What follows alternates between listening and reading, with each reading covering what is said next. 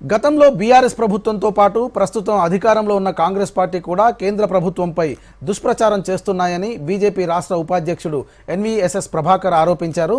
కేంద్ర ప్రభుత్వ పథకాలకు సహకారం అందించకుండా మోదీ ప్రభుత్వంపై నిందలు వేస్తున్నారని విమర్శించారు.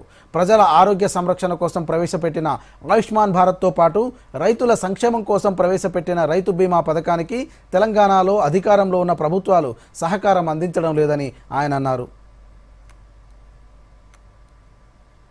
దేశంలో ఉన్నటువంటి అన్ని రాష్ట్రాలు లబ్ధి పొందుతా ఉన్నారు,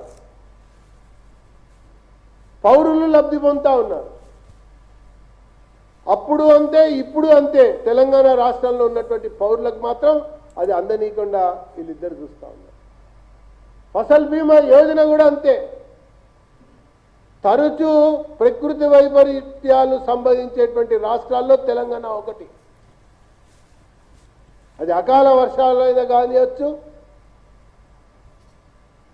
లేకపోతే ఇంకో రకమైనటువంటి వైపరీత్యమైనా కావచ్చు. పండిన పంటకి బీమాకు సంబంధించినటువంటి అంశం, ఆ విషయంలో కూడా తెలంగాణ రైతాంగానికి ఆ యొక్క బీమా అమలు కానికుండా చూసే విధంగా వీళ్ళు ప్రయత్నం చేస్తారు.